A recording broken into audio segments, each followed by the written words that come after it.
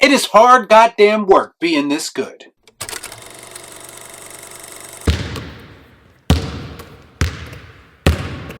Before I get started, I'd like to kindly ask that you hit the like button and please subscribe to the channel for more content just like this. Billy Hoyle, played by Woody Harrelson, and Sidney Dean, played by Wesley Snipes, are an unlikely pair of basketball hustlers. They team up to con their way across the courts of Los Angeles, playing a game that's fast, dangerous, and funny. Directed and written by Ron Shelton, who also directed Bull Durham, and co-starring the sizzling Rosie Perez, White Men Can't Jump is a slam-dunk, high-flying comedy hit. 1992, 115 minutes, in color and rated R. Not only was it the legendary Wesley Snipes' birthday recently, but this year also marks the 30-year anniversary of one of his most iconic films. And yes, of course, I'm talking about White Men Can't Jump. Full disclosure, doing what I do here will burn you out quickly if all you do is talk about modern films and modern topics. Especially because those things usually just inspire arguing instead of actually having conversation, which is why I created a YouTube channel to begin with. I wanted to talk about movies. I love movies, obviously, and I love movies that inspire me. Movies that I connect with, and White Men Can't Jump is one of those films. You got me convinced, whatever the reason may be.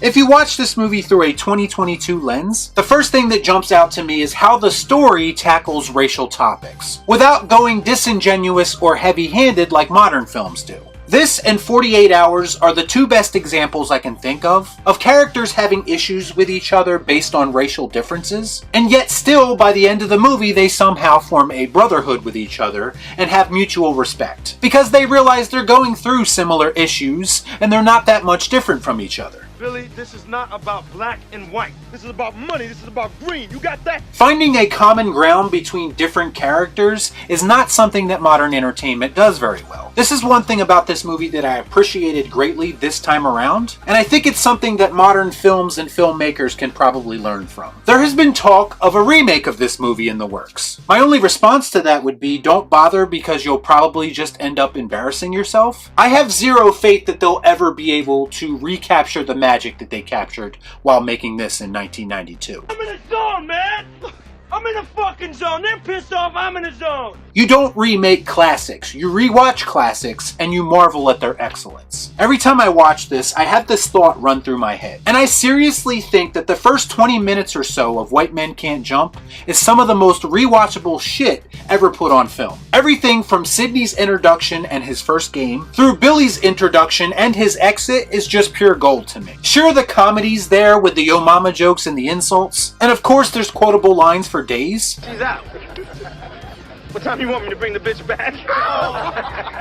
But what the opening scene really does is it does an excellent job of setting up the characters, and also kind of setting up the conflict that they will be running into later in the film. And yes, to me, this movie is heavily reliant on its two leading characters, Sidney and Billy. And let me just say, the chemistry between Wesley Snipes and Woody Harrelson is unmatched here. You can tell that they were having a lot of fun making this. They were probably playing off of each other a lot, because everything comes off so natural between them. Wesley Snipes' Sidney Dean character has always been one of my favorite movie characters of all time. I remember the first time I watched this and I could not get over how cool and how charismatic he played the role. I mean, everybody wants to be as confident as Sidney in any situation in life. Oh, it is hard goddamn work being this good. Fun fact about Wesley Snipes in this movie, during his audition, he didn't shoot the basketball very well. But the director, Ron Shelton, casted him because of his attitude and how he carried himself. He quite literally got the job for talking trash in his audition. That's great stuff, and it really makes sense given how the character eventually turned out. And then you have Woody as Billy Hoyle, or Billy Ho, or Cindy Brady, depending on who you ask. Say, now this guy's a chump, am I right? Yeah, fucking geek. I'm fucking geek. He plays the perfect, unsuspecting character. When you look at Woody Harrelson, there's no way that he can play basketball, and that plays into his character. Throughout the course of the movie, Billy assumes things about Sidney based on his appearance, and Sidney underestimates Billy based on his appearance, which actually sets in motion the hustle plot that Sidney wants to carry out. Billy's insecurities also shine through here, and that's the part of his character that you come to find out always gets him in trouble. This is why he has money problems, and this is why he has an unstable relationship with Rosie Perez's Gloria character. By the way, Rosie Perez, she's great in this movie.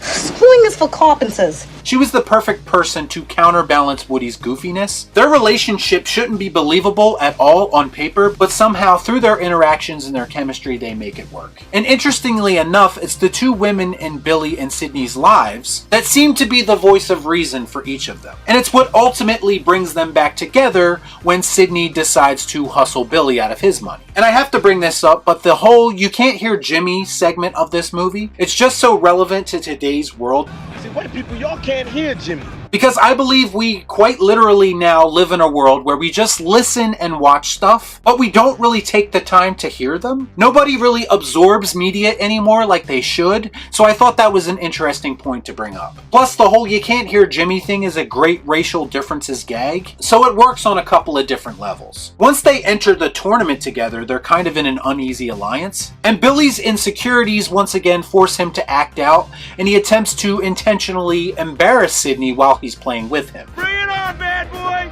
Excuse me, I'm talking here. Again, his character is very self-destructive. They still do end up winning the tournament, but Billy's insecurities get the better of him once again when Sydney pokes at him about not dunking during their game. And once again, Billy's need to constantly prove everyone wrong gets him into trouble. And ultimately, he loses the money he just won as well as Gloria. White men can't jump. This is kind of the odd part of the movie where Billy desperately tries to get Gloria on Jeopardy. It does seem really random if you watch it now, but it does work on a comedic level. Ultimately, they do end up getting back together, but when LA legends Doc and King return to the courts, Sydney asks Billy for a favor because Billy owes him one for getting Gloria on the show. Once again, Billy is his own worst enemy here, and he chooses to gamble Gloria's money instead of listening to her. He thinks that if he wins the game that everything will be fine, but he's going to have to learn a hard lesson that winning isn't everything. We have 4 words for you. Listen to the woman. I really enjoy the message behind this movie that some people might overlook. It's about overcoming your own insecurities and pitfalls, putting your differences aside and learning to overcome setbacks. And it's all kind of delivered in a mostly comedic format, which is pretty unique actually. And I can't imagine anyone but these two actors making this movie work the way that it does. It's got a message that's not necessarily overt, it's funny, it's entertaining. It moves at a great pace and doesn't really falter much as far as the plot goes. The characters are likable and relatable, and none of that is based on their skin color. It has everything to do with how they were written and how they are presented to us. I strongly recommend that you watch this movie if you haven't already. It's a classic for sure, and that's why I'm going to give it the elusive Bill and Ted. Excellent!